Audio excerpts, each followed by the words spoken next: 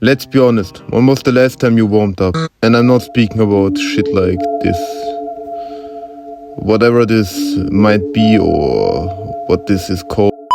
Anyways, let us start with the topic of today. 5 warm-up methods you can use before starting your real artwork and getting into the zone. So grab your pen and let us start. And the first method I like to use are circles.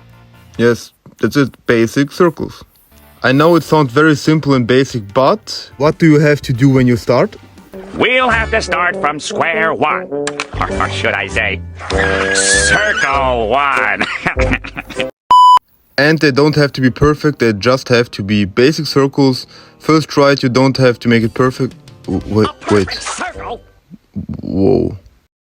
We will meet later again.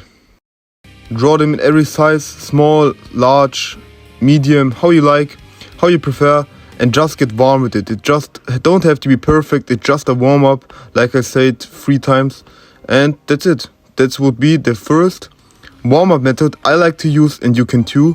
And trust me, when you got the right movement in your fingers and your wrist, you will eventually be even better in your real artwork than if you wouldn't do it, because it's really just a matter of time. And when I say time, let's continue with lines.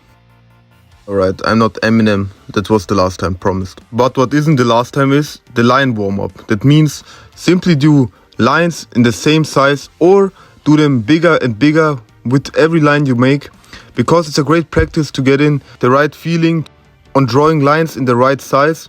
And of course, for shading. For example, when you draw manga characters, in your manga you will often use these kind of lines to shade the character and make them look better. So 1 line is all you need, and let's move on to number 3.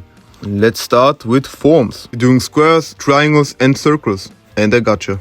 And when you want to make it even harder, what you should do, make it in 3D. That means like a room and not just like a normal 2D picture, because let's be honest, it's way too simple and we all know how to draw it, right? Yes. So let's spam it like I did with the circles and the lines, and you can see you can do any form what you want. You can do them together, combine them, make house, make a cylinder, you can do whatever you like. Simply do the forms and get it in, because it's very important for your autonomy later.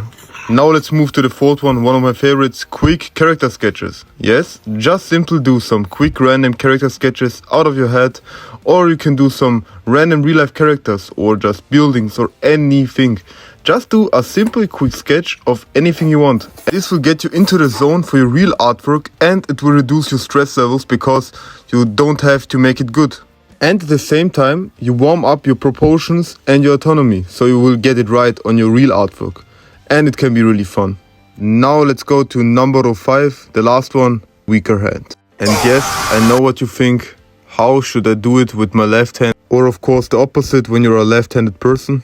But listen, this is the hardest warm-up part in my opinion. But why should I warm up with the weaker hand? You're not just warming up your hands, you're also warming up your brain. So take the pen in the other hand and start with the weaker hand. The goal is you have to focus now on using your brain 100%, because you don't have the same skills. So don't touch my paper ever again. But what should I draw with my left hand? I have no idea.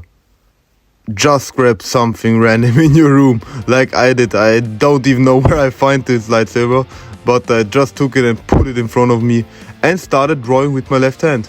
And you can see there is no skill, there is nothing, but there is one big difference. If I would draw with the other hand, I think of every line how to make it easier, simpler, and how I add all the details what's necessary without overdoing it, because I don't got a skill with the other hand and I'm not capable of doing every detail perfectly. So you just focus on the very important stuff. For example, when you do eyes, now I have to focus on the very important stuff, like just the proportions and the 3 parts of the eye. And it makes me do these help lines, you know, you can use for your eyes, for example, like I did here.